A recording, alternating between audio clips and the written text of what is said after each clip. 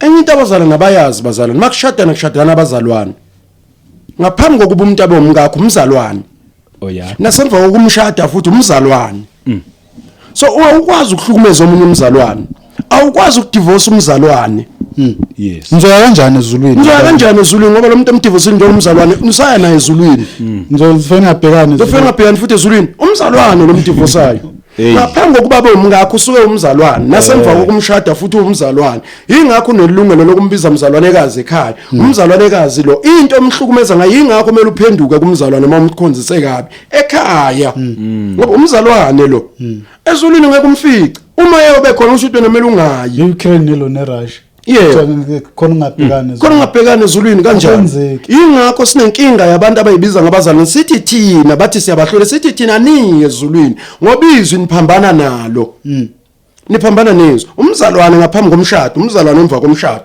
umzalwane emshadweni ingakho ngisho nikhonzana njengabazalwane ukuthi awukwazi ukuthandazwa uzujula kube manzi into ekhala yena.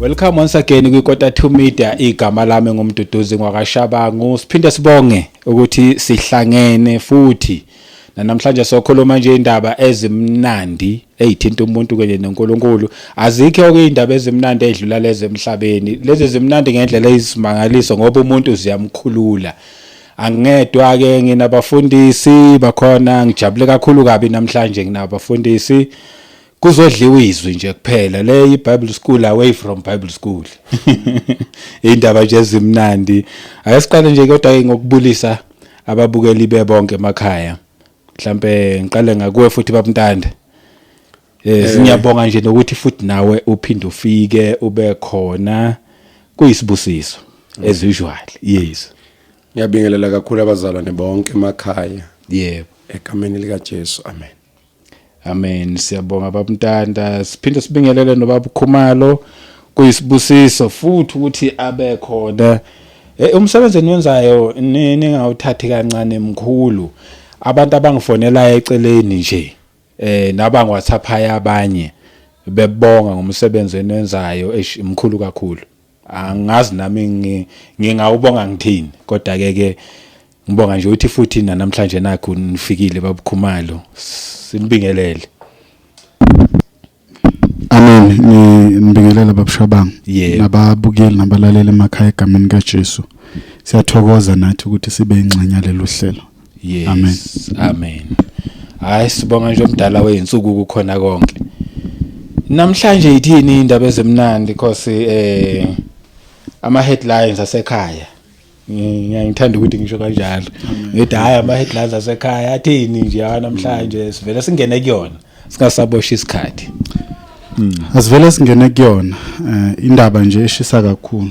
Siqalile sifuna ukuyiqeda. Oh okay. Indaba yomshado. Oh. Nokwahlukanisa. Divorce. Oh yes. Ya ukuthi imi kanjani. Sibonile futhi kanjalo nama comment from abantwana baNkulunkulu siyabonga kakhulu siyajabulela. Yeah. A positive na negative wonke siyawadinga.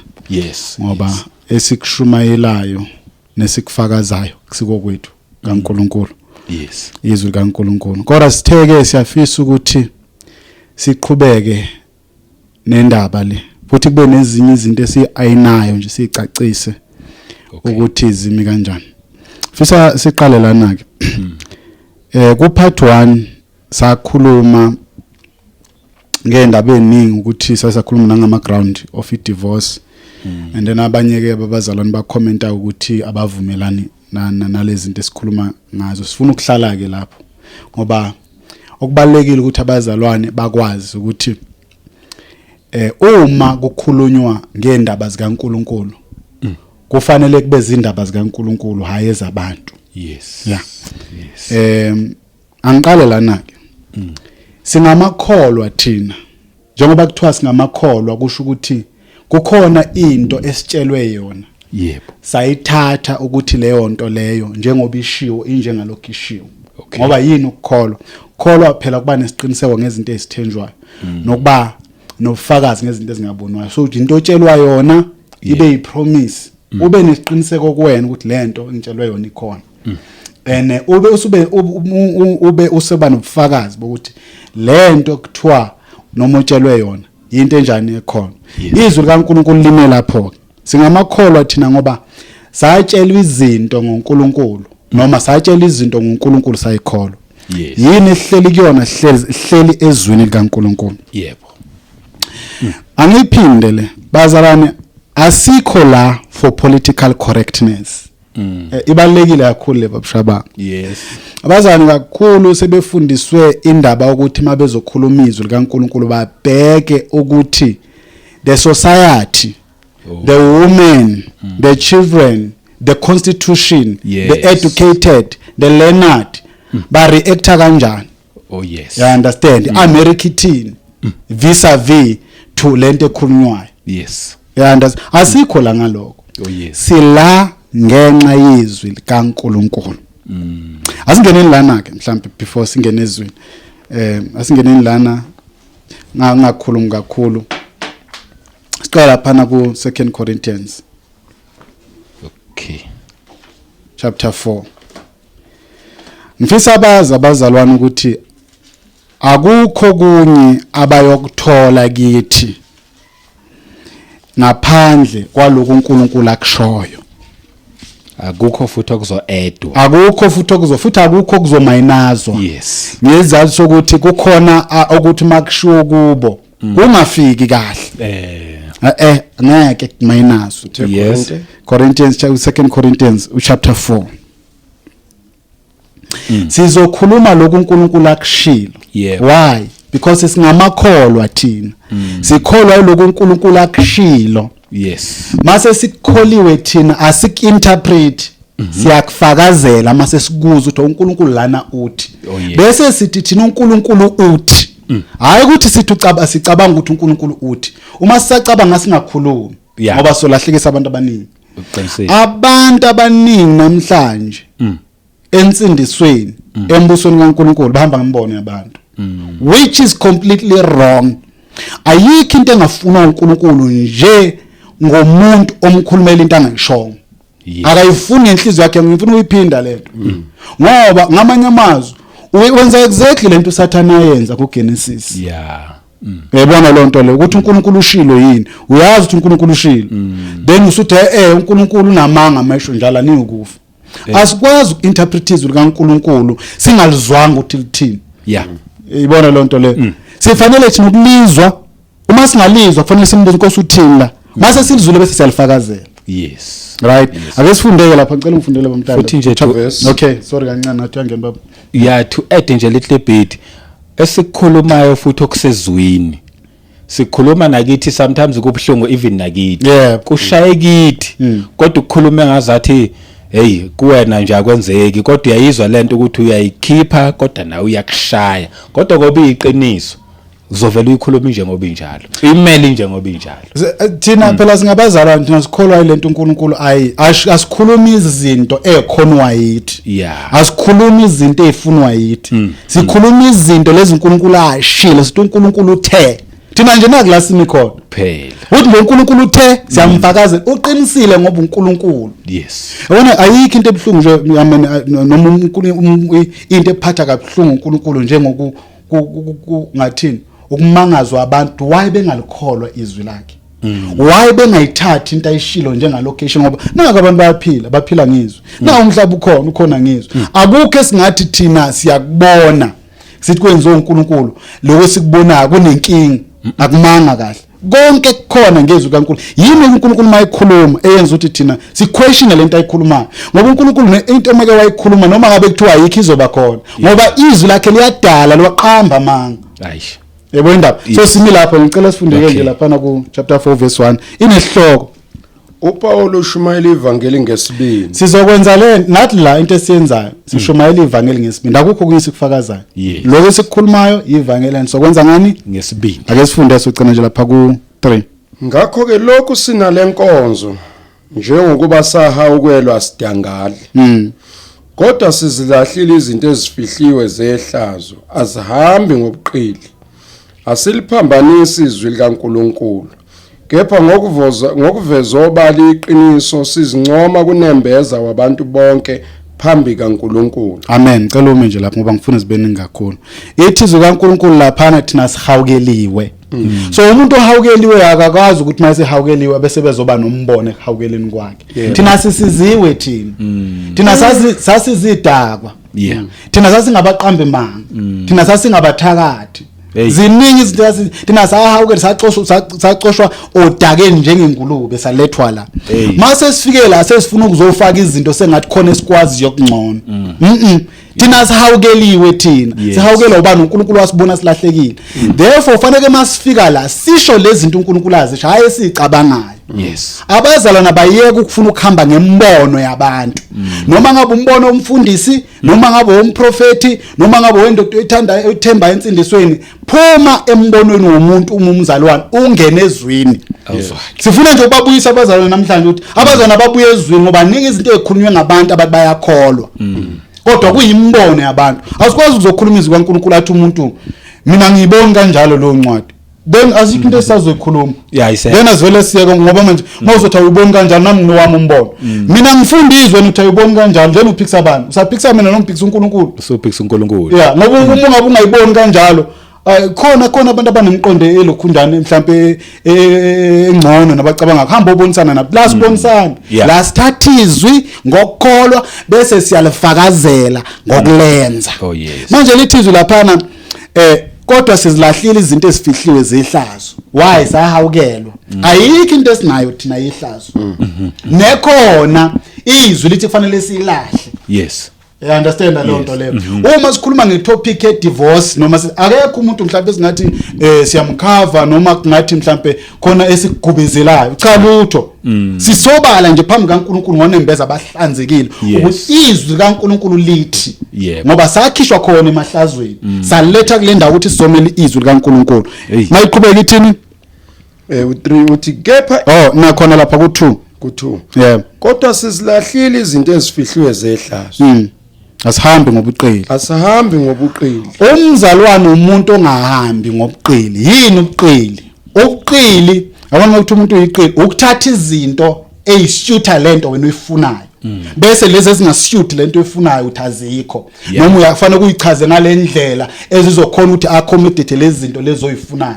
Ubuqili ke lokho. Izwi kaNkulunkulu silikholwa linje ngalokhu linja nezinto ezihlulayo kulo. Mangabe nje ubufebe buyabuhlula iyazi ukuthi izwi kaNkulunkulu ukuthi ufeba lebufuni kodwa wena kuyakuhlula. You understand njalo? Ngoba sihambe ngobuqili. Uyasho ukuthi mina mzalwane lento isangihlula. Yebo. Yeah, kodwa yona izwi liqinisile impela. Livumelana nalo. Yebo. Baba bengithi ngiyana baba cha bengisho ukuthi linjalo nje izwi. Yebo. So asilishinti ngoba nabo sekufika kuthina kunezinto thina siyibona noma ayizwani nemizwa yami. Khona la ngiyakhona ngalento le.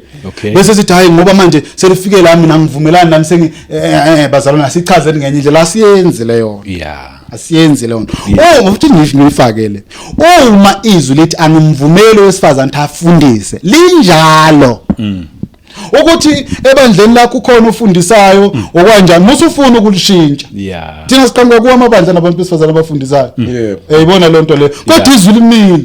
Lisho uyena okhuluma indaba yakhe noNkulunkulu kwaye lokhundane kanjani. Bakhona abakhethwa uNkulunkulu abakhetha abasebenza ngendlela abasebenzisa ngayo khona emabandleni ngoba kuhlukile ukufundisa nokushumayela. Fanele sikhulu sihlukanise le nto le. Ngikhuluma ngesifundo like doctrine lene authority lithi angivumele wesifazana ukuthi afundise ngoba owesifazana akumele abe negunya phezulu kwendoda. Right, but izwi ngisakufakaza nje indaba yezwi. Uthi izinto zonke lezi esezwini uma ngathiwa ngelilanga sikhuluma ngalo ndaba sizohlasela abazalwane kufanele nilalela umoya kanje sifundizwe thina start izwi manje nje example ngiyandlula asiliphambanisi izwi likaNkulunkulu asahambi ngobuqili iqala lapho ngithi asahambi ngobuqili bese lithi ke asiliphambanisi izwi likaNkulunkulu bazalwana asiyenzi leyo nto alithi izwi lisho kunye bese thina sithi lisho kunye asiyeni lana sila ku divorce bengidlala asiyeni lapha ku Matthew 5 no 19 sizwe ukuthi le nto abazalwane abayiphikayo noma le nto abazalwane abathi abayizwa kahle ikhona yini noma yikho ku 5 Matthew 31 no 32 Matthew 5 51:32. yeah sizoyifunda nangesingisi phethe isingisi la Sizwe masuthi ngifunda. okay hayi ungafunda baba Mtanda singalindi kakhulu. Kwathiwa yilowo nalowo lahla umkakhe kamniki incwadi yesehlukaniso. Ifunda lapha esilungwini ngithi Hayi ngafunda nje uqede ngezulu 32. Kepha mina ngithi kini yilowo nalowo olahla umkakhe kungengenxa yokuphinga umenza phinge noganwa ngolahliweyo uyaphinga.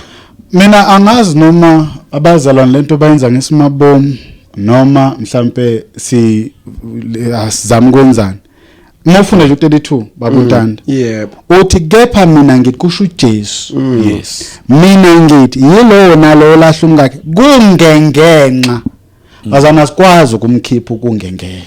Awulibheke esilungwini. Yebo ngiyafuna sifike esilungini. Na ucela ungifundele ngale ngapha. Yebo. Ngiyafuna sifike. You know ukubana kuthi uJesu akasho ukuthi kungengenxa. Ngaba sikhuluma ungongengenxa thina la. Ngaba simfaka ngoba ngaba kekho. Abazali bafuna ukumkhipha noma efakiwe. Angazi kanjani ukuthi bamkhipha kanjani ngoba umfakile uJesu wathi kungengenxa. Phatha ufunde baba Ntanda ngesingisi. Verse 32. But I tell you, everyone who divorces his wife, except in the case of sexual immorality, except in the case of sexual immorality, except in the case nezuthi kungengenxa, yes, yani yokuphinga, right, loyo menze njani aphinge, uyamphingisa. futhi ngamanye amazwi lo kungengenxa ungathini uyi exception. Ngize ngathi ngicabanga ngathi sodinga ama lawyer manje. Ngathi uzofanele sihambe enkantolo ukuze abazama bachachazela izwe liclear. Khona lapho babukhoma ngicela siqedele leli verse ngoba liyaqedela lona lapha esilungwini. Yeah. Except in a case of sexual immorality. Yeah. Cases her to commit adultery. Causes her to commit adultery. Uma le into esho yile. Uma indoda uvela ulahla umngakho umbhalela incwadi. Right njengalokho babenza emthethweni kaMoses. Engenze lutho. Bhalela incwadi sangisakufuni. Uyamphingisa. Yes. Kodwa uma uzolahla umngakho ngenxa yezathu sokuthi uphingile awumenza phingi i-exception ileyo uma ithi kungengenxa. No, umenza kanjani aphinge evele ekhishwe ukuthi uphingile kuwe. Uyafika uyaphinga umuntu umlahle uthi uyaphinga bazothi abazali umenza phingi. Ubevele ephingile. Bevele isizathu ukuthi umlahle ngenxa ukuthi uphingile. So umenza kanjani ukuthi aphinge? Umenza mayengaphinganga. Mengaphinganga umlahla ngesizathu ukuthi akaphinganga. Then umenza ukuthi aphinge. Yes. Lento ayishiwo yithi isezweni. Yes. Angazi nabazama belifunda leli verse ukuthi balifunda bagcine phi futhi bafuna ukuthini ngalo. Kodwa nansi lento Li straightforward. Ngifuna sizwe nakulokhu njani ku likapheli iverse lakho. And whoever marries a divorced woman commits adultery. Naloyo oshada lo wesifazane odivorciwe ngaphandle kwesizathu sexual immorality uyaphinga. Yes. So there are two things here. Ngifuna ukuthi ngikhulume kanje lento le. uNkulunkulu uma ekhuluma ezwini lakhe kuba very very clear. Ukhulunywa namadoda. La. Yes. Ukhulunywa namadoda. Amadoda anomkhubo omubi aka-Israel. Okuvela abhala incwadi alahla amakhosikazi abo. Right? So uNkulunkulu lento kusho uJesu lento i-wrong. Unless unkosikazi wakho uyakuphingela then you can divorce her. Right? But uma uzomdivorce engakuphingelanga umenza aphinge. Yizwi nalozo umshado umenza njani aphinge. Bazana bakhuluma ngendaba ye remarriage leke labathi fanele ahlale. Sizofika kule kufanele ahlale sobani. ngoba alikushona izwi la asikayizwa lento ukuthi loyo olokhunya lahla umkakhe ngenxa yesizathu sokuthi uphingile fanele ahlala akakushonga uJesu la right akakushonga enenye into umuntu mayisehlukene nomuntu right lo muntu basingile mawuhlukana nje nomuntu basingile sathi sikhuluma ngoba fanele sithashe ku part 1 sathi sikhuluma ku part 1 sathi uNkulunkulu uthi akuhlanganisile yena kungahlukaniswa umuntu kodwa lokho akusho ukuthi uNkulunkulu yena akakuhlukanisi leli lizwi lisitshela ukuthini lisitshela ukuthi uNkulunkulu uyamvumela umuntu ukuthi amlahle umuntu omphingelayo so akahlukana kusuke ngasiwe nohlukana nalowo muntu umthetho noma umnyalo kaNkulunkulu uyakuvumela futhi ngamanye amazwi uNkulunkulu he gives you a permission yokuthi lowo muntu vele ungamnyeka ahambe because wenze lesileke and uspecific ukuthi mayephingile angaso ikhuluma kanjani lento le ayi straight forward okay anginangisho nombuzo la i straight forward 21 siya lapha ku 19 May 19 yeah lapho soqala eqaleni nje sizwe kahle kodwa lapha ku lokhunjani asikhande lento akusinto esilokhunjani mhlawumbe kufanele ukuthi masikhuluma sikhulume kube ngenye indlela yashiya ibhaliwe yes ibhaliwe yeah ukuhlalisana kwabaganeneyo kuhlalisana kwabaganeneyo ihloko yebo kwathi uJesu eseqalile lawo mazwi seqedile lawo mazwi eseqedile lawo mazwi wamuke eGalile weze emkhalweni yaseJudiya phesheya kweJordani yeah isixuku esikhulu samlandela waziphulukisa khona kwase kusondela kuye abaFarisi bamlinga bathi kuvunyelwe yini ukuba indoda ilahle umkayo noma ngaliphi icala na okay ngifuna usuzwe kumbuzo ngoba umbuzo uzositshela ukuthi impendulo iphendula ini yeah ngeke sizwe impendulo singawuzwanga umbuzo cela ufunde la ngesingisi ufunda u3 babulo khunja ngoba ngifuna simoshe isikhathi ekufundeni some Pharisees approach him to test him yeah they ask is it lawful for a man to divorce his wife on any ground ngifuna sandalane lamazwi la athi on any ground meaning kuzo mangabe uJesu Kristu uzokhuluma ngokuvuma then mila asinike iground uthi yipi ground mangabe kuyenzeka ngedivorce noma akuna ground noma ikhona fanele sikuzwe lokho ukuthi khona yini noma yikho nezulu lithi noma ngaliphi icala isho njalo ngembabulo khunjani noma ngaliphi icala futhi ngamanye amazwi mangabe kukhona kwenzile babebuza lokuthi ikuphi angakwenza owesifazane ukuze ngimdivorce right so yiloko esizokuzwa ukuthi uJesu Kristu uyakuphendula khona yini icala lithi ayileli ngiyalikhipha impela njengecala lokuthi ungamlahla umkakho noma uthi cha alikho yayizwa lonto so ngaqhubeka ke babu uNtanda waphendula wathi kubo anifundanga yini ukuthi owadala eqaleni wabenza wesilisa nosifazana wathi ngenxa lokhu umuntu uyakushiya uyise nonina anamathele kumkakhe labo ababili baya kubanyamanye na ngakho kabasebabili kodwa banyamanye ngakho ke lokho akuhlanganisile uNkulunkulu umuntu mangaka kwahlukanisi bathi kuye pho uMoses wayeyalelana ukuthi makanikwe incwadi yesahlukaniso alahlwe na yebo wathi kubo ngenxa yobulikhuni benhliziyo yenu uMose wanivumela ukwahlukana nabo mkeni kepha kusukela kwaseqaleni kwangenjalo namanje ngithi kini yilowo nalowo lahla umkakhe kungengokuphinga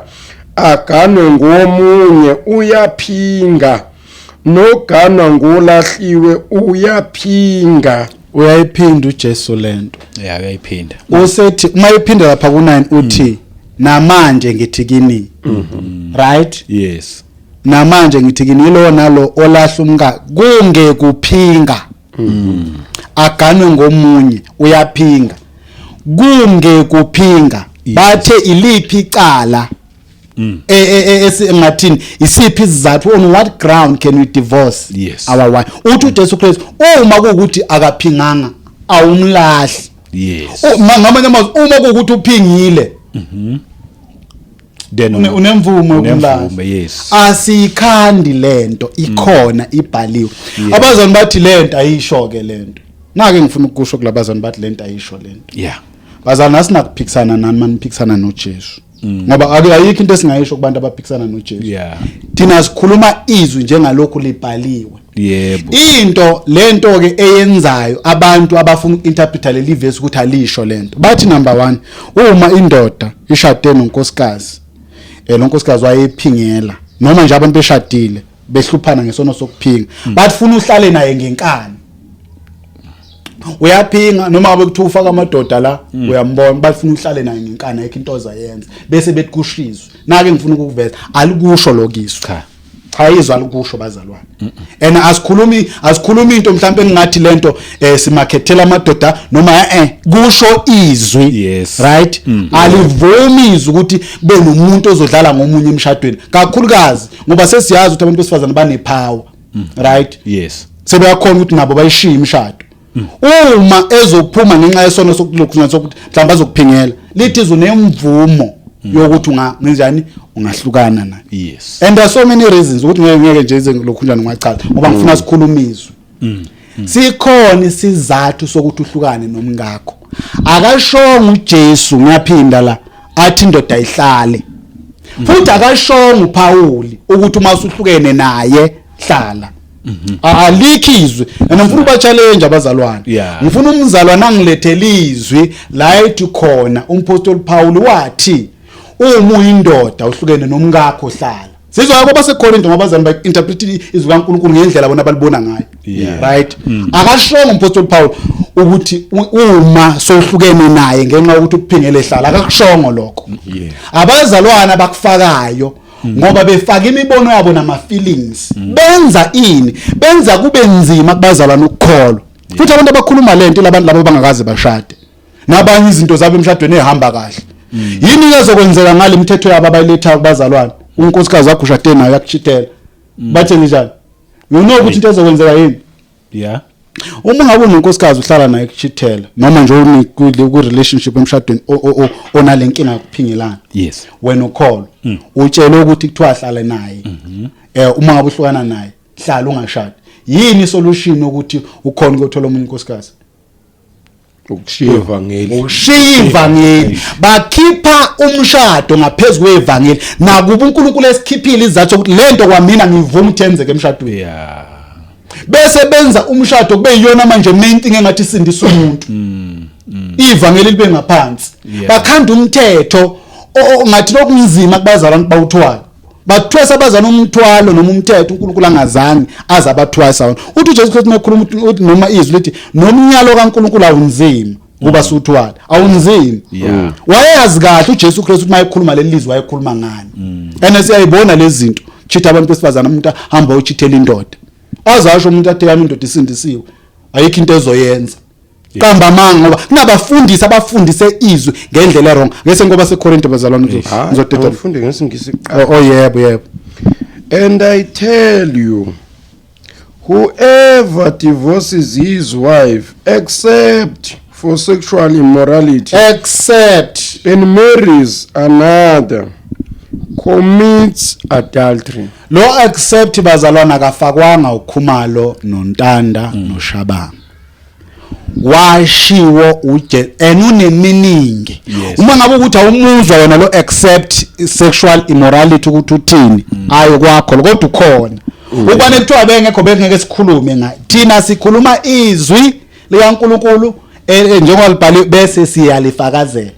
Uma uzothi wena kasho lento uJesu Kristu lena ayishoyo la ayasazi cela ukuthi lokho ukukhulume wedwa nomngakho. Ngoba thina lokho akudinge interpretation kusezweni. Cha akuthi ukuphika ukuthi nje ngaphandle kwesono sokuphinga akudinge interpretation. Black and white siyakubona. Yeah. So why kufanele interpret? The reason why kufanele interpret is because kunabantu okungahlali kahle kubo kuma feelings abo. Right? Yeah. Hayi abantu besimama ngeke bayizwe kahle lento. Hoyi, izwi lingaphezulu kwabantu besimama. Abantu besimama badalwa uNkulunkulu kufanele bathobele izwi likaNkulunkulu. Uma lithi izwi likaNkulunkulu madoda thandana nomngeni. Right? Kumele kube kanjalo. Kufanele kube kanjalo kufanele ukuthola into yonke ihlalo kahle madodeni kufanele sithande umngeni. Ayihambi kanjalo izwi. Malithi izwi likaNkulunkulu mafazi ngifuna ukusebenzisa lo term noma besifazane thobelanini amadoda akufanele sibuze ukuthi nezofika kanjani lento kubantu besifazane injalo njengalokho uNkulunkulu eyishilo umyalo yes lithi izwi kaNkulunkulu umuntu wesumngakhe kuphingela unayo imvumo yokuhlukana naye ngifuna ukuyigcizelela alishongo ukuthi bese uyahlala yes bamntana sesifikile ku7 imnandi kakhulu nangesingisike leyo yeah anina nehloko nje vele siyekuyona la city principal Corinthians chapter 7 of marriage yeah ngifuna nje ihloko sa lapho iqale ku 10 ku10 yeah ku10 ayizeke kimi yeah qale nje ku10 sizwe ukuthi izine sihloko ngesingisi ngicela nje ungifundele yona isingisi ngesihloko a word to the unmarried u10 kuthini ihloko sayo u10 uthi advice to married people leqonde nabantu abashadile right ngifuna ukuandalana umpostoli Paul engashadanga mina ngayikhulunywa uye lento ngikhulunywa umoya ongcwele yeah ayikhulunywa uye khulunywa umoya ongcwele bamntanda ukuze sizwe kahle cela uhlehle uyefunda lokhu njani uverse 1 uzoyizwa ukuthi lento ayikhulunywa umpostoli Paul yebo khona nje lapho isilungwini noma ngifunda ngesizulu maqondana nalokho enaloba ngakho yeah kuhle umuntu kuba ngamthinto wesifazane uyayizwa indaba yeah kepha ngenxa yobufebe akube yilowo nalowo abe nowakhe umfazi nalowo wesifazane abe neyakhe indoda yeah sayizwa indaba yebo siqhubeke ngenxa yani yobufebe yeah ukuthi izohlula lento yeah indoda inika umfazi okumfaneleyo nomfazi enze njalo endodeni ngifuna ke ukuhlala kulamazwi lethizwe kaNkulunkulu indoda inika umfazi onjani okufanele la ngifuna sizwe ukuthi ikhuluma ngani ithi nomfazi akanika indoda onjani okufanele ayikhulumi ngemali la ayikhulumi ngothanda nokuthoba asizwe ukuthi ikhuluma ngani khona nje lapha sithi ikhuluma ngani umfazi kanamandla phezulu kwakhe umzimba laba banamhlanje uthi maye nenkinga ukuthi awukiphanga imali yecross alala bhekeli angathi uma ngiyazwakala impazala sikhuluma ngomshado yebo uyalizwa uzilithini yebo laba banamhlanje nabakholwayo mangabe ukuthi nje mhlawumbe indoda yakhe yenze into angayithandi ulala bhekeli afaka itight agoqe ngengubo abheke yalizwa uzithini lithi owesifazane noma umfa akanamandla phezukwane ocela ufunde umzimba wakhe yeah sho ngamanye amazoshadile emshadweni iprinciple yakho ukuthi umzimba wakhe akusesi wakho sikhuluma ngomshado manje wena uma usemshadweni bese umzimba wakho kube wakho wenza iluphi uhlobo lomshado akusiyona ukudivorce lokho sukukwenza uma wesifazane izofika nasemadodeni ngoba ikhuluma abafazane kuphela la uma wesifazane ngoba yibo abasebenzisa kakhulu yona lelo khunda le trick noma lelo ku methodology ukuthi avela athi ngabe ngazwani nawe alala bhekele awu practice ini divorce ngoba lithizwe access wona wakho umzimba emshadweni ngamanye amazwi awunawo amandla ukuthi ungasebenzisa umzimba wakho ukuthi udile nendoda ngoba kusesiwo wakho mayelana nalenkonzo yep awu practice ini divorce mawenze njalo so we practice uthi indoda yenze njani ka ngibuzele nayo indoda yakufuna wena ukwatile ukuthi mhlambe wenze something ulala ubhekeli uthi ayenze njani izophuma iyophinga ngoba izwi lithe ngenxa yobufebe omunye nomunye akabe wena uthi lo muntu akenze njani practice ubufebe mase practice uthi ngiyambona lo mfundisi wenu yabona izinto ezingakhulunywa emabandleni ziyasatshwa lezi zinto bayase ngoba yini bayanikela abazalwane ukuthi umzalwane ukholwa kakhulu ngoba nakukhipha umnikelo uthi umzalwane wenza lento endodeni yakhe yayigodlela but asiqhubeke ngoba likhuluma ngabantu besifazane kuphela kodwa indoda enamandla nawo indoda enani enamandla emzimbeni womfazi shoot ngamanye amaziphezu komzimba wesifazane indoda yakho sinani isinamandla sizwe ukuthi kokwendoda kwenzakala kanjalo na indoda enamandla phezulu kwayo umzimba kodwa ngumfazi onawo ila kuvela khona ubunye ukuthi laba babili bamunye yes manje kuphi ubunye uma sisakhuluma izinto ezithe bandleni indoda ithi hey mina ungibona nje akanginiki makuzokhuluma ngalamavesi abazali baba selective lithi izwi kaNkuluNkulu ungamlahli umngakho uma umlahlile ehlala yekwenzeka lenkonzo ubuqili lobo umzalwane khuluma izwi kaNkuluNkulu ngokuqonda akwazi ukuselect amavesi ithi indoda ihlupheka laphana iyalanjiswa mayisilambisiwe indoda ukugada ukuthi mhla ya divorce soyikhombisa kahle umzalwane asisebenzi kanjalo izwi kaNkuluNkulu lelizwi liphelele there is one thing mangivula athi asihambi ngobuqili asiliphambanisi akekho umuntu one excuse ukwenza into wrong emshadweni ukuthi uzokwala nomzimba wakho ngoba uyabona ukuthi awubona awubonwa umuntu ebusuku mase kufanele ukuthi kube noma kunemiphumela evelayo ukuthi khonto yenza emfihlakalweni indoda mhlambe isiya gijima yaganga le sohamba ukhalela bonke abazalwane abakubuza ukuthi wenzeni wena angazi why abazali bengayikhulumi lezi zinto kanje ngoba afanele ukukhuluma ngoba thina sizidalwa zeqiniso siyakholwa yizwi ngabe ngifuna ufakaza baba ngu5 engafundiwe ningagodlelani yayizwa ukuthi ayikhuluma ngemali ikhuluma ngomzimba ningagodlela kukhuluma ngenkonzo yasekamereni la ngaze mabandla nesafundiswa lento kuphela kube ngokwesikhathi sokuvumelana ukuba nithole ithuba lokukhuleka nibuye nibe ndawonye ukuze uSathane anganiyengi ngokungazibambi kwenu uyabona ke indaba uma wena ukuthi uyagodlelana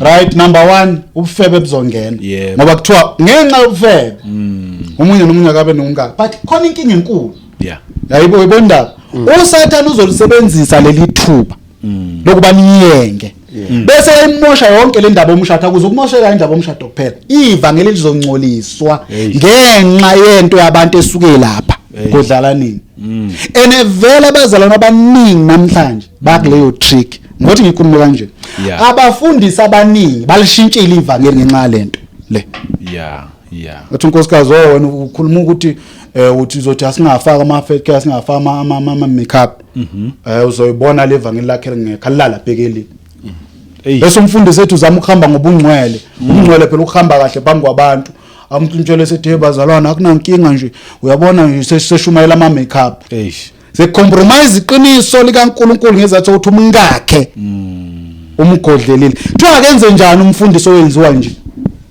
ngisho kubazalwane challenge bazalwane banamhlanje ba-understand ama-challenge ngisho kubazalwane umzalwane okholwayo owenziwa lento othi umpostoli Paul ayingenzeke emshadweni bathi abazana akenze njani ngifuna nje bayiphendula abazana bebebebebo bathi ufika ngoba babona kahlale noma imshaya kahlale ngifuna ubona liyasho yenizwe asixhume silapha baba hayi saxhumi angifunda uverse 5 kwesilungu ethi do not deprive one another except when you agree for a time to devote yourself to prayer then come together again otherwise Satan may tempt you because of your lack of self-control izindaba ile nkonzo yasebenza kusebenzela ukukholwa le ngikhuluma nje ngale nkonzo iyasebenza isebenzela ukuthi ukukholwa kungahlanjazwa ukuthi uSathane angangeni uma kuukuthi kunabantu abangayenzi ngale ndlela lenkonzo ayikho into yabona yizwe lisho lithi uma ukuthi lento aniyenzi ngendlela uSathane uzongena and makushizwe ukuthi uSathane uzongena vele abazalwane uzongena there is why lithi ningagodlelani and uyiqala mnandi umpostoli Paul uthi ngenxa yobufebe ngifuna ukubeka kanjena lento uma umzalwane eshada akashadiswa ngenxa yokulala sishadela ukulalana but fanele let's understand ukuthi ingxenye le yomshado there is why sikhuza fornication sithi umuntu uma umfuna wesifazane makashade because kuyingxenye lento le indaba lekhulumathi Paul uma ukuthi uyasha ngcono ushade why because singabantu abasasha uzwe umpostoli Paul lokubeka na uthi kubane kuya ngokwami ngabe ngithi umuntu angasha kodwa uyazazi yena ukuthi umuntu onayo self control uyakhona ukuyibamba bakhona abangenayo there is why ibhala kanje ethi kulabaka abangenayo abangeke bakhona ukuyibamba mabatholo wabo mayesemtholile wakhe bese kukhala lento ukuthi uyagodla owesifazane ngenxa yezathu zakhe Yeah. ngifuna abazane bashoke bebe ukuthi bathi indoda yenze njani noma bathi owesifazana akenze njani akenze njani akasize ngifuna ukukhuluma ngiqonde ngoba nako ukusiza ku wrong laba kubiza ukuthi masturbation isona sibi kabi leso kuNkulunkulu Yeah. ubona kuthiwa kwangisi wrong ngabula uNkulunkulu wakubeka ezenye ingxenye ye-solution ukuthi abantu abasiza akafunda lonke uNkulunkulu yebo yingakho ethi bashade right I hope le iyacaca Yes. ngiveza ukuthi owayekhuluma la umoya ongcwele umpostoli Paulo engashadanga lento uyamuzwa ukuthi ukhuluma ngomoya uyakusho nakho lo uyakusho kumoya ngisho ngomoya yebo yebo uyacacisela ku number 6 lokho ngikusho ngemvume angikusho ngomyalo yebo kusho ngemvumo Yeah. yayizwa ke indaba 7 and 10 I command the married acala kusisimancane bazalwane I commanded the what the married abashadile Yes. kuthi kwenzakaleni not I but the Lord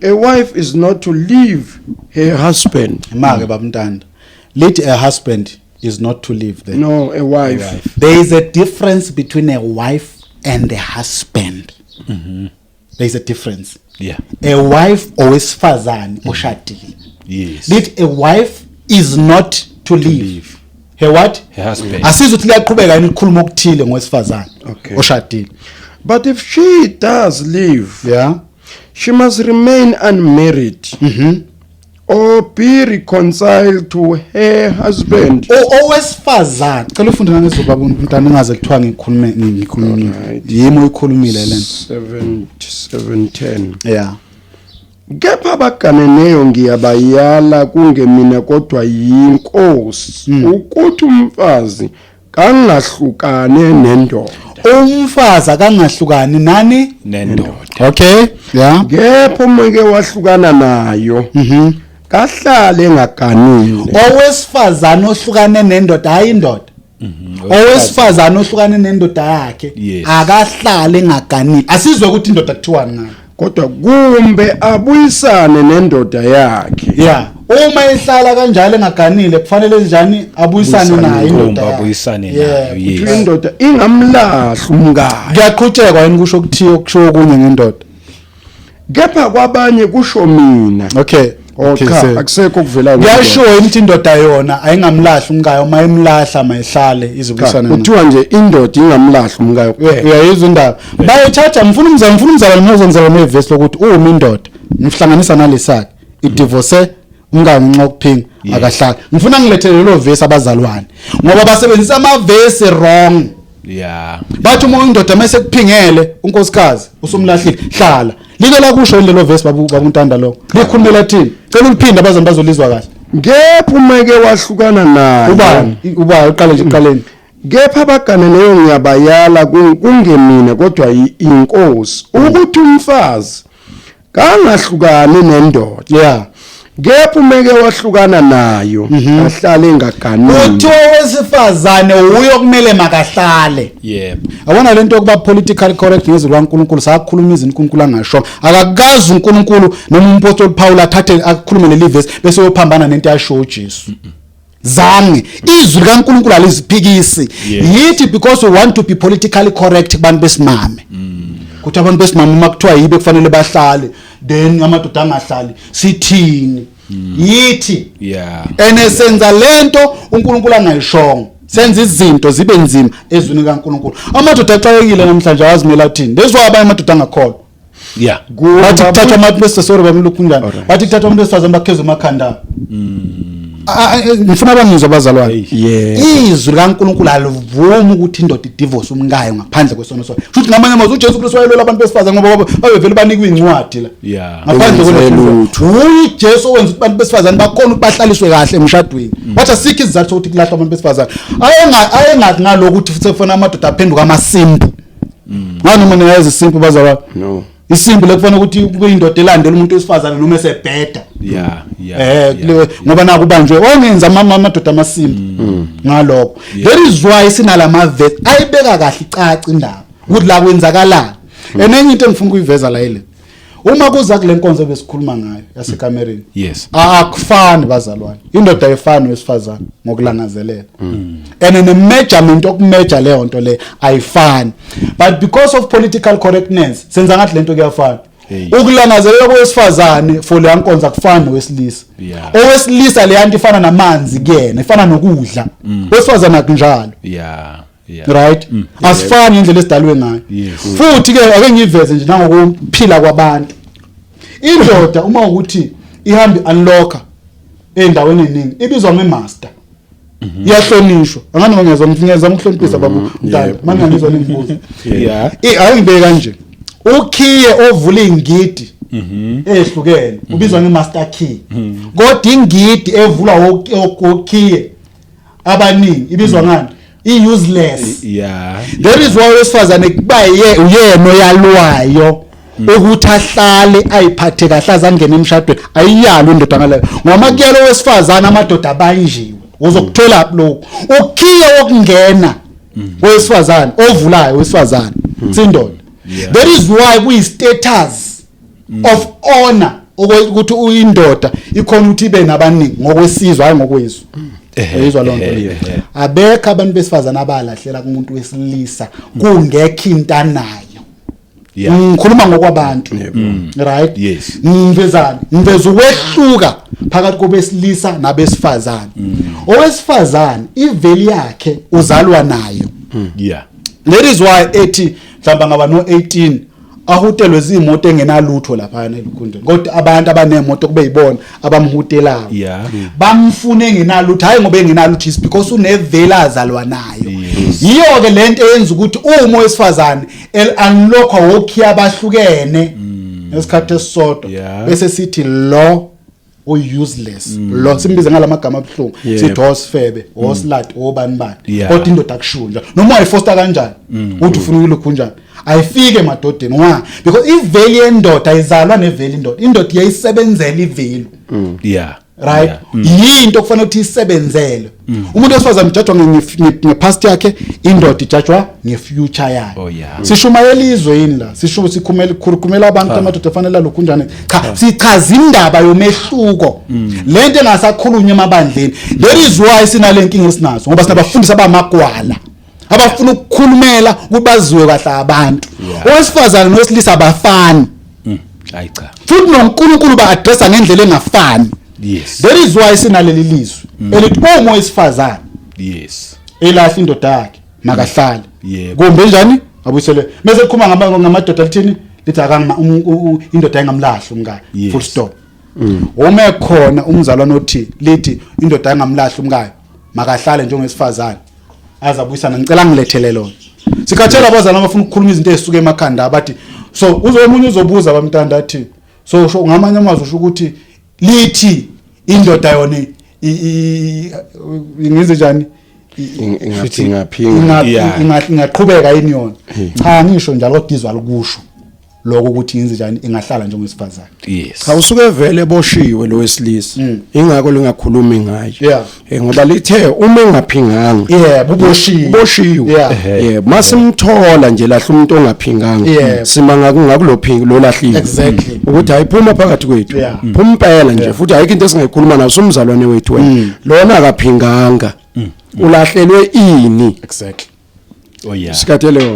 sikhathele yonke ngoba kusho izwi ayikho indoda ekumele vele ilahle umkayo ayikho uNkulunkulu uyakwala lo maye efuna ukwenza kayezweni hayi la ebandleni exactly leyo nto yangale ngaphandle ezweni la kwenza khona lezo zinto ukuthi kulahla ayesiqhubeke nale ncwadi bamntana kunezinto eningi abakhula babuzela bazi uverse bani besikuthena ngithi sasa ku11 kepha kwabanye kusho mina akusho inkosi ukuthi uma umzalwane nomfazi okholwayo yena ke evuma ukuhlala naye ngicela uphinde kwabanye kusho mina kusho inkosi ukuthi uma umzalwane enomfazi ongakholwayo yena ke evuma ukuhlala naye angamlahli uma umzalwane enonkosikazi onjani ongakholwayo evuma lo nkosikazi ukuhlala naye njalo angamlahli uyathanda ukuhlala nalo baba okholwayo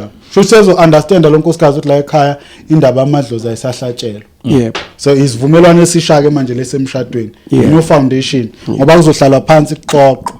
Yebo. Uthi lalela ke manje la ekhaya nako kuzokwenzeka. Yes. Right? Sizoyeka yonke lento yamadlozi sithatha uhambo lika Jesu. Athi wesifazana hayi ngiyavuma. Kukhona abazana abathizwa likusho lokho.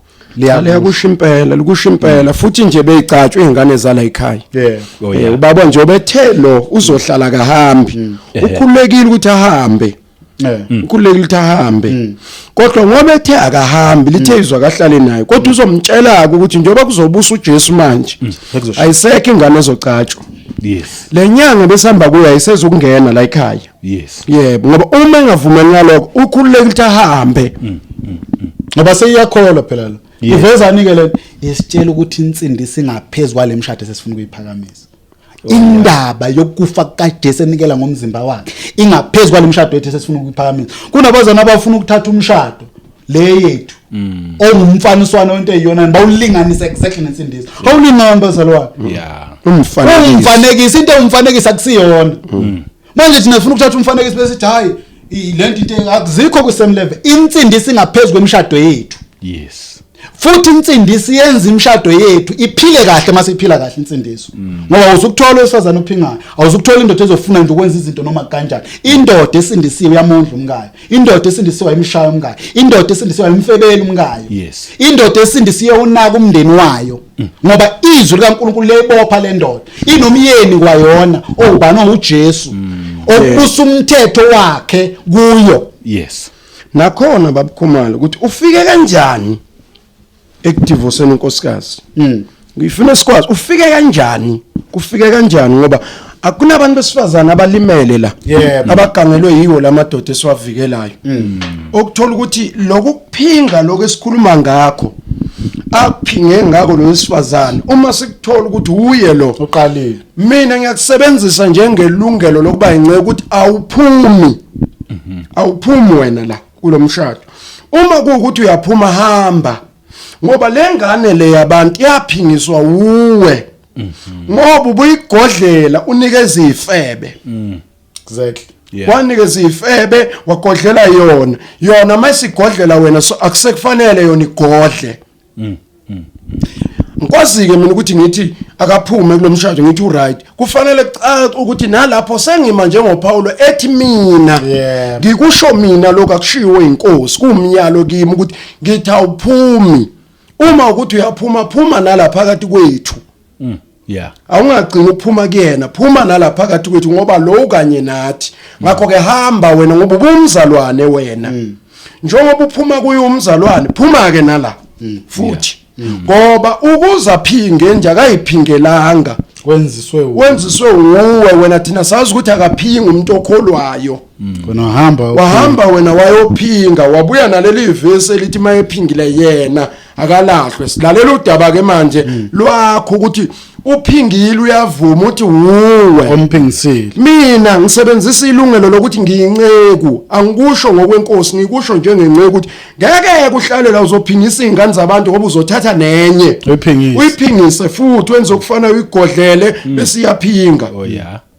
Ungayigodlela imali, ungayigodlela uthando, ungayigodlela noma yini akusile ucansulotho uyigodlele yona. Yonke into omgodlele yona unelungelo lemali yakho. Ngoba njengoba kuthiwa nje ngahlukaniswa umuntu konke okwakhe okwakhe akakwazi yena ukuphila ngemali encane wena uyinike ifebe ngaphandle. Ugodle kusukela lapho. Manje wena umphingisile sokufanele kwenziwe njani ke? Kuthiwa yena kalahlwe nawe sikufuni la ngoba uyaphingisana wena. Kufanele ukuthi ke mase kufika udaba lokuthi siyokhuluma udaba lakho usuthathe omunye simtshela ukuthi uyaphingisana lo uzohlala inalo ngoba uyaphingisana. Akanqeni nje ukuthi akugodlele imali lo ayona ifebe ubusushelwa amadoda anemali ulambile ngenxa yalo uzokumela yena ukuhlala naye lo lemkhuba yakhe ngoba akayiyeki uzoyenza kuwena. So ke ngenxa yalokho ngiyalithatha ilungelo njengenceku lokuthi lona ngisamfuni la ngoba uyaphingisa nizophingisa izingane zami uzophuma kule angene kule. Ngifuna ukuyela kancane khona indawana ethe nothatha lo olahliwe unecala akekho umzalwane onelungelo lokuthatha umfazi womuntu olahliwe ngoba lapho ulahlela ukuphinga kwakhe okay kukhoza ukuthi angaze naye ngene trapini ukuthi naye aphinda amphingele nawe kuvikelwa wena ukuthi uzokuphingela nawe uma sekuphingela sesibhlungu ngoba awazi ukuthi uphume ngokuphinga laphana njoba kungamela umthathe nje isizathu ukuthi ngoba uphingile nawe uzokwenza lento ayenza uyaphingelana ingakho kuthiwa ungamthathi uma ke uthola umfazi ophingile wamthatha kumele umbuyisele emuva ngoba kuthiwa akahlale yes ngoba uyakuthanda ukuphinga into yakhe ukuphinga ngakho akahlale akangagani umuntu ngoba uyaphingelana yena umthetho wakhe akonqindezi la isezwini lento ngesishintshe ngalokho uma umuntu ethatha umfazi womuntu masiqedwe ushumayela sesitholile ngoba uvuma izono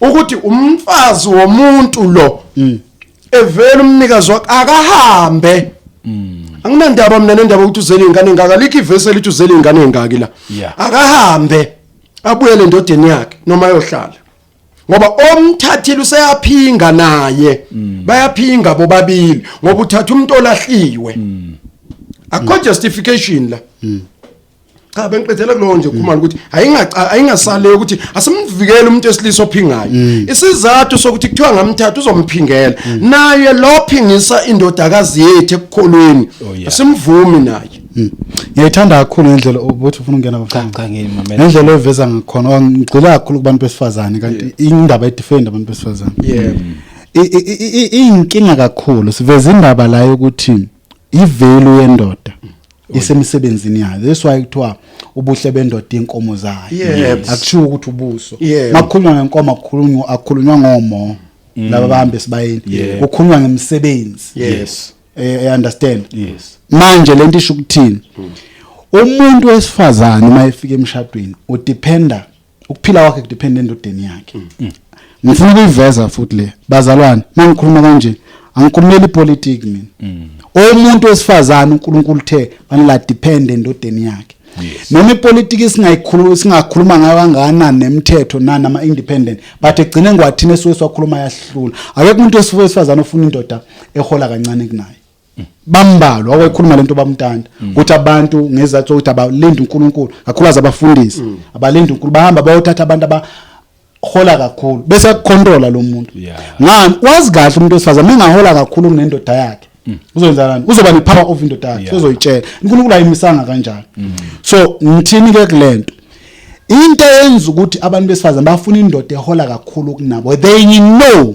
subconsciously ukuthi kufanele rely endodeni yakhe yayizwa into engisho so now umuntu osezwe mase depende kuwe wena ungayikhiphi imali uthenze njani exactly bamntanda lento esho uyamphingisa ngoba uzoqhamuka umuntu there is waku wrong ukuthi indoda sengikhuluma nje ngamadoda kakhulu abazalwane uhamba upha abantu besifazane imali do you know the moment uthathi i20 rand ngeke ngayibona lento mina walathi 20 rand wayini umuntu wesifazane uthi uyamupha noma ngakuse KFC mhlawumbe uthi nje ngiyakufuna 20 rand usungenile uno 30% in sorry wenze example ngo20 rand abantu bazothi ngiyabathuka but ngenza ngo20 rand because angikhonela imali uyayibona lo nto le usuku uyiapproach leyo uma ke wena umgodlela bebe nendoda ebonade lo muntu yasokola kodwa muhle nini ivela qhamotha ubambe nawo 200 rand ubona ukuthi wenzani wenzani kulo yenzani lento kulo muntu esifazane wena ungamniki imali omlambisana uma sengena lapha ngezathu ukuthi wena wenzele into ukuthi uyagodla imali yakho wena uyikhiphi ubani ozoba necala ibuyela kule nto bengikhuluma ukuthi uma unci owesifazane encisha indoda yakhe uthi akenze njani nendoda amayincisho owesifazane uthi akenze njani ukuphinga indaba yomshado ila ezwini zonke lezo zinto kodwa makhulunywa sigijima siyoma la ku divorce wa divorce umzalwane nalapho khumalo kwasho uNkulunkulu wathi owesifazana akashongo ukuthi wesilisa wathi owesifazana uyoshiwise uthi wesilisa wathi uyomshiwise nonini anamathele kumkakha ayikhabo umkakhe njobe eshiya abazali nje xebuka useya kulo esifazane yonamathela kuye abesethi uyosebenza izithukuthuku zakhe adle zona zabuyela emhlabathini njoba lo ela kuye udlala kuye udlala kuyena uma engasadli kuye senecala uNkulunkulu udle kuphi ingakho Paul ethi umindoda ingawuphathi kahle umuzi wayengamphathi umkakhe iyathiyeka imthandazo yaleyo ndoda ngoba leyo ndoda ithandaza kanjani bengadlanga ithandaza kanjani bengajabulile ngoba yonke into afuna service ngayo leli khaya kumela yenze ukuze umthandazo wakhe umuntu oqala omela athi amen makuthandazo ekamereni yilo olala la ekamereni eduze kwakhe akakwazi lo kulala naye every day bese makuthandaza lethi kuthandaza uSathane ngoba bahlukumezekile uNkulunkulu wathi uyonamathela kuye njengoba bethana amathele nje wakusho ukuthi uyonamathela kubo yikho mase divorce ufuna story ukuthi uxebuka kanjani uxebuka kanjani kumkakho yini lekuxebulayo uthi hayi usasifakele sasibabili kuyena angisayedwa uyaphinga then ke kuyaxebuka kodwa akakwazi ukuba nje axebuke nje abana afike nje sethi uyaxebuka akuyona into evane ifikele uvuke nje kusenza ukuthi hayi ngibamba umkami ephingile bese sitambama isungamlahla hayi yabe funa sithola ukuthi kwenzekeni kwenzekeni silandele ngokwezwi yonke lento ngoba ngifakaza lena ekhuluma ukuthi uNkulunkulu washo lena ukuthi uyonamathela kumkakhe bese le ndoda iyosebenza ayisho ukuthi bazosebenza ithe uyosebenza adle angithi bathe banyamanye athi baya akasho ukuthi badle adle nethukuthuku zakhe ubombona umuntu esifazana ukuthi uNkulunkulu wamdala nje wamuhle ngoba akaphumula esiphungweni akaphumula eqolo akaphuma emlenzeni lithi amkhiphe endaweni othi noma usugqokula uvale abe kahle abe muhle ubuye agcinwe uye yena lo onamathele kuye amgcine emuhle akakwazi ukugqoka amaphitikoti alenga nezimbobo ladabukile bese kuthiwa akavuma ukuthi kuthiwa kuyakholwa kwakhe kudlalwa ngaye akakwazi ukuthi angagqokana nesikete esisodwa enkonzweni kunomuntu oshintsha amasudi la akakwazi ukugqoka amakhavela lo umama nesicathulo esisodwa izingane ezicomplaina ngaye ngoba makubhlungu enganeni kuba kubhlungu kumama isikade esiningi nje mawubona umama ekhala omnaka khaleli yena ukhaliswa izingane ukuthi akayithengeli ingane akazondla ingane ucabanga kanjani lo muntu oyindoda mase shelwa abantu bamshelela phezulu lelo phuzu Ngambona unesidingo. Yebo, unesidingo. So asikwazi ukuthi sithi indoda yenza wrong sithi right. Ngeke nalento wesifazana wenza wrong sithi wenza into right ngeke. Ngeke impela. Kungamane kungazwana okungcono. Ngoba akekho umuntu ofavourable ngokuthi umfundisi usibanibani esikhundla esikhulu etiyasana ndaba nayo leyo. Kahamba yofa. Izwi lele lisho lento elishoyo ngeke simcompromise ngoba sithena uyasatshwa abantu usatshwa labo bangani bakhe phela. Thina sisabu izwi elishoyo. Kuthi akube nje. Oh yeah. So I protection yowesifazana ukuthi analokho ukuthi indoda inze njani imezwini emphathe kahle yenze izidingo ngoba sinokuthi masikhuluma lento sithi indoda umsebenzi wakho protect owesifazana ngo physically phela ngase emotionally spiritually and also physically and lento ikhuluma exactly lento bamntanda ayisho ukuthi umngakho mangabe kunezinto othi uyakubona ukuthi lo muntu uyakhona ukufanele ngabe uyangenzela lento phatha kafuni thatha imali ayiphuza utshwala usum exposile izokhulunywa ngokuthi manje khona okwenzakalayo izokhulunywa nje kahle yilapho umntanda eqhamuka khona ukuthi angeke uvele uqhamuka ukuthi hayi sengimbambe ephinga fanele kuhlalwe pha ene yazi into ebhlungu ngalento ekhuluma ukhuluma izinto ezenzakalayo ezenziwa abazalwane uyindoda imali ayiveli imali kodwa eyihola right mase kuba nenkinga emshadweni ufuna ukukhomba umkakhe masishona ukuthi hayi umngami uye olokhunjana ohambile waya ngaphandle iqale iplento ziyabheka bala sikhona sila ayisakhulunywa lezi zinto ebandleni bayayisaba abazalwane bayayisaba abafundisi zisemshado mayelana nomshado ngake ngifuna kuvela mhlawumbe umntanda ke sithi uqhubeka mhlawumbe kuyo le ncwadi le bese siku isiku 13 yebo 13 ithi nomfazi uma enendoda engakholwayo yona ke ivuma ukuhlala naye angayishi indoda Singaqhubeka khona la funa sifike khona. Yabona singaqhubeki bakhumalo khona la. Lento esitshela indoda ivice versa ukuthi ayingamshilo esifazane umevuma ukuhlala nayo ngoba isiyakholwa ethi imithetho yokukholwa kwale ndoda ngizoyenza. nalendoda nalosifazane lo uma ehlala nendoda ekholwayo naye akavunyelwa ukuthi mayesele lendoda evumile ukuhlala nayo ikholo ayinike inkinga lendoda kumele imnike inkinga lo muntu osifazana akabugaya utshwala njento kumele imelwe ngeenyawo ukuthi sivumelene ngikutshela ukuthi sengisindisiwe ubunelungelo lokungixosha sivumelene wathi wena ngihlale nalokhu ukukholwa kwami ngifika nake emzini wakho wathi wena ngihlala njengoba uthi angihlala angikwazi ukugaya no akamdivorce makuthi ufuna gaya ngiyabanika omama ilungelo lokuthi akamdivorce umethi akagaya akangavumi akayitshela indoda ukuthi ngixoshe sivumelene nawe mangisindiswa la sihlala phansi wathi wena hayi mngami ngoba uthola inkola kunankinga ayikho inkinga usho ukuthi kini uma kufakwa inzila kayifaki lo lo sho nje ayikho inkinga uthi mawubiza impepho ushisa impepho thatha ingane zakho nemsamo miyeke yena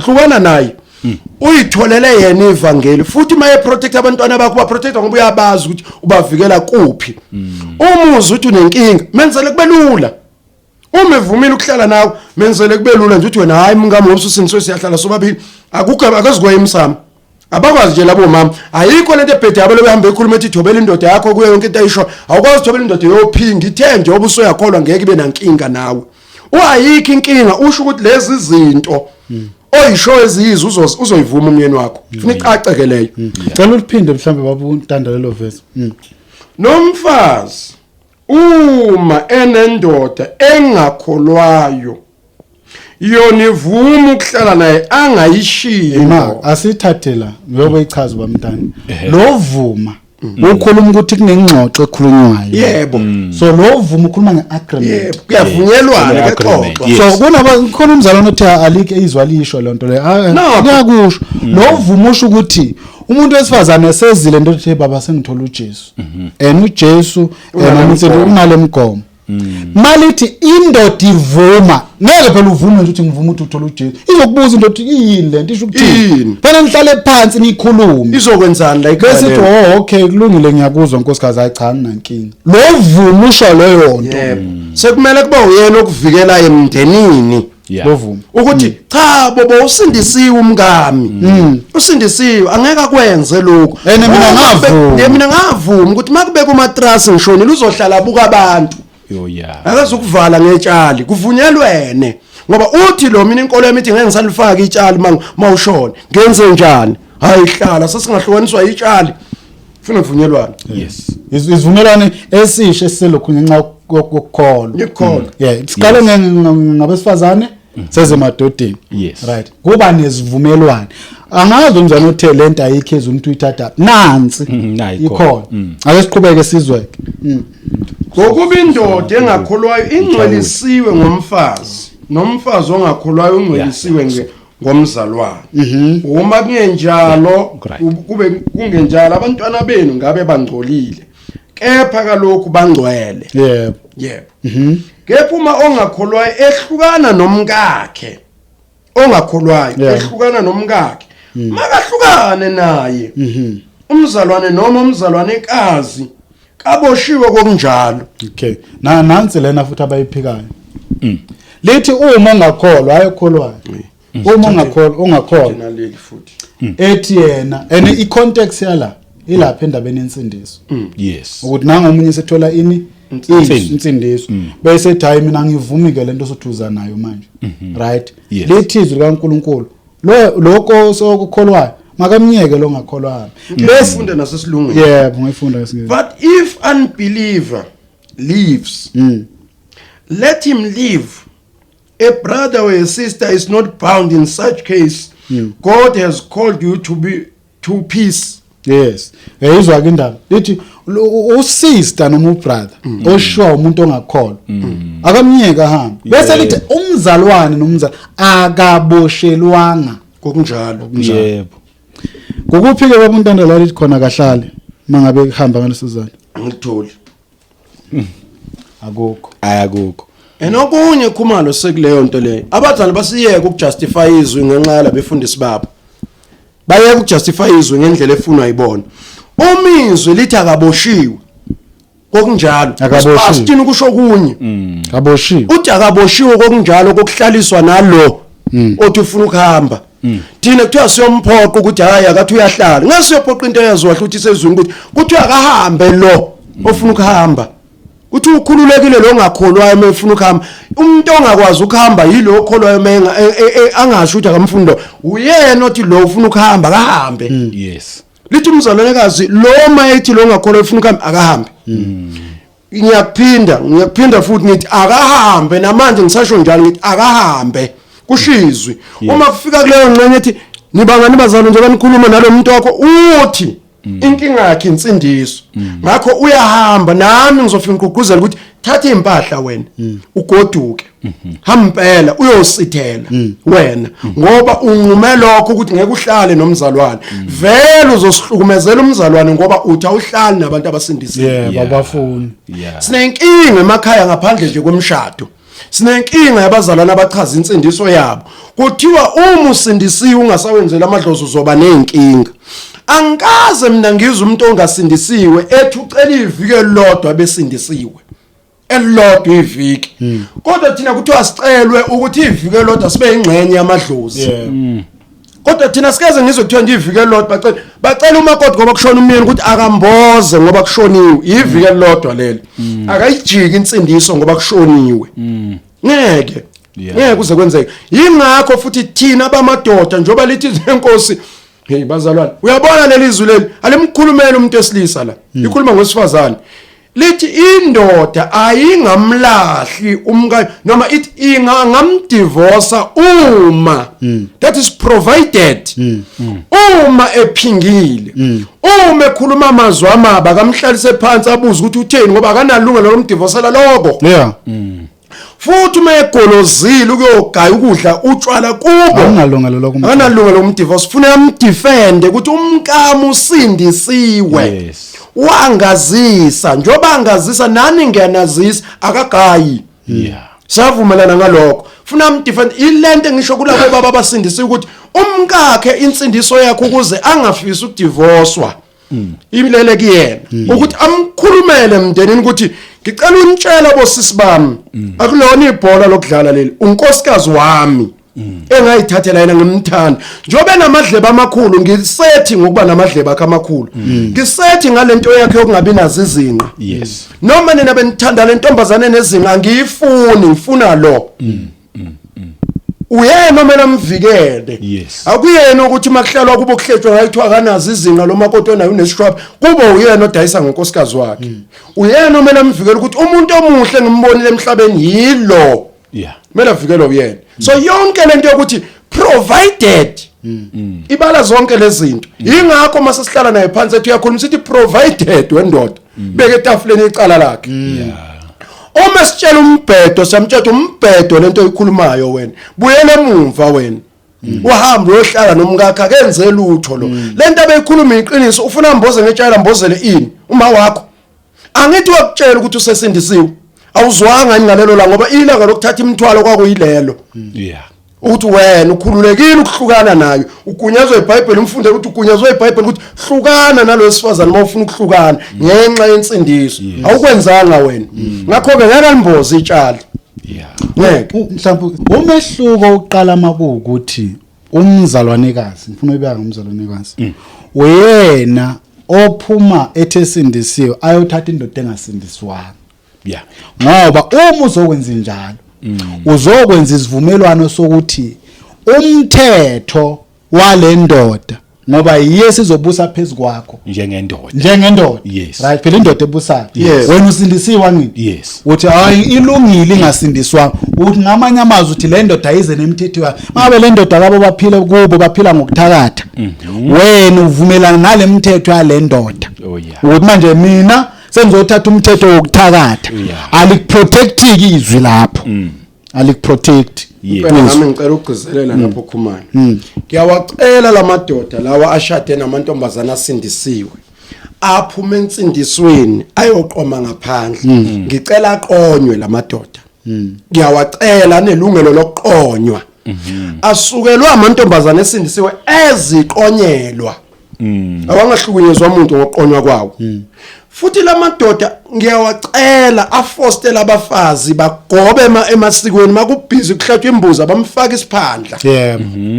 amfaka isiphandla nezingane zakhe konke ngoba usuke ensindisweni waya lapha ya uyisukele yena impela lekhulumo yeshona nami ngiyicizelela awangahlukunyezwa umuntu lamadoda azange zalande abantu abasindisiwe abeyishelela nje intombi yangaveza le ukuthi isindisiwe ukuthi akuhlangani thina sihlangane nani ya decide ukuhlanganiswa izokwenza uhalf wensindiso yenza uhalf wasezweni futhi indoda mayithi akayeke ukusindiswa afana ayeke futhi mayithi akafuna enkonzweni namhlanje inhloko yayo futhi mayithi ayifuna umuntu enkonzweni namhlanje emzini wayo kumele angayi uhambe lwathi ngizosubmita kuwe akesivale ngaloku ke ngiyaxolisa nje bazalwane bazalwane ekufanele sikwazi lokho umshado uvela kuNkulunkulu idivorce uNkulunkulu akayifuni right but maka kufanele kuvele awukho umshado ngali abazana abayeke ukukhuluma ngomshado nangedivorce engathi nangali kuyashadwa ngazi khona abantu abane theory yokuthi imindeni iyaqhubeka ngali cha ngifuna ukuquestion ukuthi ngale sazophinde ngibe nenkonzo asiyenezweni nangumithu okay ngoba into yenza ukuthi babuni untanda abazana ibancinze lento bayizwe sengathi manje umhlokana naye kushuthi you are distorting the image of lokhunjani kushuthi ngathi nangale umyeni wakho kusazoba umyeni wakho yebo lonto lo kuzokwenzakalana ayimanga kanjalo bele abaletha kuJesu abaletha kuJesu kuye indaba yosifazana ukuthi wagana insizwa yokuqala yashona wabuya wagana esibili yashona nesithathu nesinzaze zabanhlanu yes babuza ukuthi uyoba unkosikazi kabani embusweni wezulu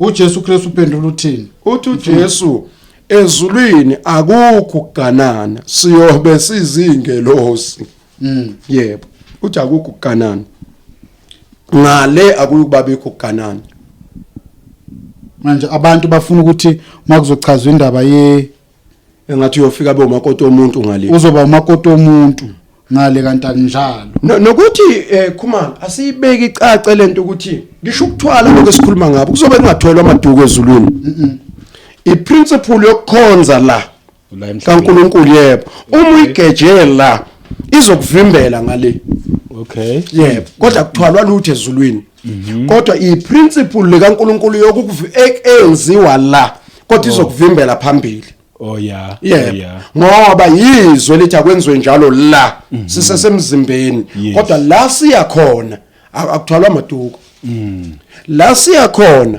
akekho umuntu oyebegqoka ithathi nobe uyifakile nobe engayifakanga kodwa iprinciple yala kodwa yokuvimbela ngale yebo ngoba ukhonziseka abantu la abakhonzisanga kabezulwini nale nto yokudivorce ukhonziseka kabi la kodwa ngale izofika ibe yicala ngoba ukhonziseka kabi la lo mzalwane njengoba umkhonzisa kabi umbulala ekukholweni umbulele njengoba umenzisa yonke lento ulahlekelwa uNkulunkulu ngenxa yakho kufanele aphuma yophinga manje ngoba naye uyafuna uba nenye indoda le ndoda ade naye uwe sayimlahlile ufuna yophinga phela njengoba yophinga lelo cala lakhe lokuthi uphingiso uwe ufuna ulithole phambili ibuyela lo mthetho lo othi mbele imithetho uNkulunkulu ayibekile oqala uthini thanda umakhelwane wakho njengoba uyithanda wena uyithanda owesibili uthini wathi ungaphingi ongaphezulu kwawonke ukuthanda uNkulunkulu wakho njengoba yonke umakhelwane wakho akusu neighbor next door neighbor wonke umuntu osuke eseduze wakho ngaleso sikhathi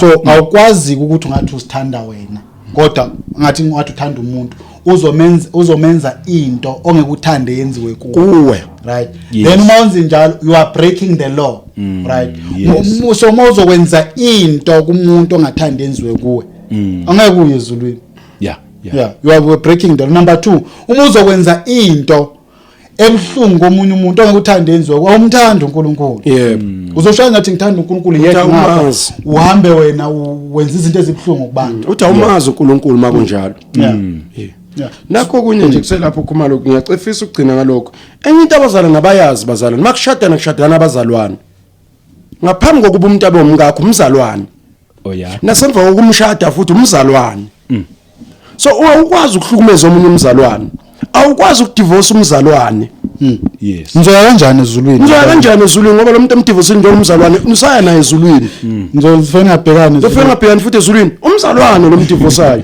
ngaphambi kokuba bomngakho usuke umzalwane nasemva kokumshada futhi umzalwane ingakho unelungelo lokumbiza umzalwanekazi ekhaya umzalwanekazi lo into emhlukumeza ngayo ingakho kumele uphenduke kumzalwane uma umkhonzise kabi ekhaya ngoba umzalwane lo ezulwini ngeke umfice uma yeyobe khona ushudwe nomele ungayi Ukraine nelo neRussia. Khona ungabhekane. Khona ungabhekane ezulwini kanjani ingakho sinenkinga yabantu abayibiza ngabazalwane sithi thina bathi siyabahlola sithi thina ningi ezulwini ngoba izwi niphambana nalo niphambana nezo umzalwane ngaphambi komshado umzalwane emva komshado umzalwane emshadweni ingakho ngisho nikhonzana njengabazalwane ukuthi awukwazi ukuthandazwa uzujula kube emanzi into ekhala yena lo mthandazo uyathiywa ngaphambi kokubenzela umthandazo ilungisa lento emlimazile lento yokuvana nje uvuka ugula ukudela embhedeni ungavaleli usiyophuma ngesango uhamba ntambama usubuyila ushola uthi okumuntu kukwami la yimi indoda la abantu laba kusisilwane leso umntwana kaNkuluNkulu lo okufanele akhonze uNkulunkulu emva kwakho athandaze usemgwaqweni ngemoto omthandazela kanjani uSathane yeah so kufanele kwaze ukuthi umzalwane lo ingakhohlakala leyo ndaba ukuthi lona ngaphambi kokumshada beyumzalwane noma usumshadile umzalwane noma efa kufa umzalwane yikho kubalekile ukuphilisana kahle yeah yikho ke lento yokudivorce ingayona into elula ayilula ndoda njengoba ingabalwa nje ayibalwa ngoba kuthiwa provided funa sinike ukuthi ufike njani esinqumeni usithathe phi isinqumo lesokuthi uphingile yiziphi into lithala lingathethwa icala ngomuntu oyedwa bengekho ofakazi ngoba akafana kwazi ukuvana avuke nje athi nje la ekhaya kunuka iperfume endoda akusiyona into esingayikhuluma leyo nto akusiyona into ukuthi mayevakashele kuba uhamba inyanga yonke angabuyi usitshela ukuthi uyajola ngalokho akuchaza ukuthi uyajola leyo nto indaba yokuthi njalo mayefonela kuphendula umuntu wesilisa eduze kwefoni akuchazi leyo nto ukuthi uyajola ufuna usibekele ubufakazi obuphathekayo bokuthi uyaphinga asizwe iqule lishoyo ingakho sigeqa amagula amakufanele ukukhuluma indaba yakho uyibeke obala icace iphikwe mayiphikwa kodwa injalo yona ngoba sibalekela umuntu ukuthi amsosinike isitori esingasisona naye futhi siyamfuna ngoba sinayo inkinga yokumbuza ukuthi why uyenzelani lento athi ngaphingiswa uye lona mbuzini lo ngaphingiswa uye siyabonga hayi bazalwane ukuphinga ke goes a long way mina nje ngizothi uqeda kancane kule ndaba yokuphinga uNkulunkulu akayifuni kangaka nje indaba yokuphinga ngoba uma ngabe kuukuthi ushadile ukuphinga kusho ukuthi wena usunenye indoda kuukuthi unendoda or uma ngabe ngowesilisa kusho ukuthi wena usunomakhwapheni wakho kuukuthi unonkosikazi akufuni kangaka nje uNkulunkulu lento ngoba ukuphinga ngithi mina goes a very long way ngoba uNkulunkulu akafuni ukuthi uthi umkhonza ubunabanye oNkulunkulu ukhonza uNkulunkulu okhona ophila osezulwini ngapho nezithombo oyibeke endlini othi zikugadile ngapho nezintambo oyifake emzimbeni othi zikuprotectile ngapho nento eziningi nje wena onazo nama holy water nama holy oil owasebenzisayo zonke lezi zinto eziphenduka zibe ukuphinga kuNkulunkulu leso uNkulunkulu ukuphinga engakufuni kangaka uma ngabe thina kulungile singabalahla abaphingayo kusho ukuthi nawe qaphela uma ngabe uyoqhubeka ngalokho ukuphinga yokulahla uNkulunkulu bese ngivala nje ngalawo mazwi mhlambe nana ukugcina mangaba khona sesiyavala mina nje ngicela abazali bafunde iBhayibheli basiyeke ngabefundisi abafundi iBhayibheli akusiba befundisi abadecide ngempilo yabazalwane iBhayibheli ngoba imanual yamakholwa le uma wena ufuna ukujudge into ngento engekho ezweni siyithathe nami ngifuna ukuyifakazela leyo njengabazalwane sikholwa izwi kunesigameko esake senze kuJesu Kristu etshela abafundi bakhe ukuthi ucela ukuthi siwelele ngaphesheya wanje mawufunda lapha kuMark 4 uthi asiweleleni ngaphesheya la emkhunjini noma elwandle ngabe sahamba uJesu Kristu wayelele lithizwe kaNkuluNkulu kwaba namazi abamaningi azangena emkhunjini engeneni kwamkhunjini kwakunomoya omkhulu abazalwane baze ngabapostoli baze bahamba bavusa uJesu bathe mfundisi ulele thina siyafa lithizwe kaNkuluNkulu wavuka uJesu wathulisa isivunguvungu ekusithuliseni kwakhe isivunguvungu sethi oneni nokukholwa okuncane abantu abaningi uma ngabe kukhulunywa ngale ncwadi bayabacabanga ukuthi uJesu Kristu wayequestion ukukholwa kwabo ngenxa yamaza gubazela kubhuzela Yes, mina kuye uvuguvugu. kulokho cha waye question ukukholwa kwabo mayelana nezwi abatshela lona lokuthi asiye ngaphesheya kuthi njengalokhu ngishilo ngathi asiye yes. ngaphesheya it was final. Oh yes. So sikholwa izwi umeke wathi uJesu Kristu siye kunje Okay. kunje bazalwane Ukuthi kuvukane endleleni Akho sasibheki. izwi lika Jesu Kristu li baba bebiza ngani lethe rock by what is a rock lidwala Yes. ukuthi kunezivunguvungu umuhle lezwini angeke kwenzeke lutho Yeah. so ngoba yini izwi lizokugcina noma izivunguvungu zingakanani Oh yes. bengizayihlanganisa incwadi kaMatthew 7 kodwa ngiyandlula ukuthi abazalwane abafunda ukukholwa izwi lokho akusho uJesu Kristu wakusho akunamfundiso zokuchaza ngenye indlela. Hayi cha.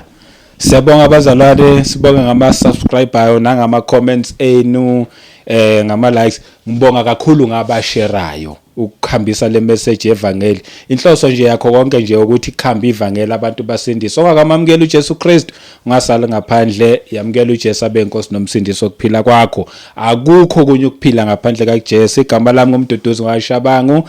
Asiphinde hlangana kwivideo elandelayo. Amen.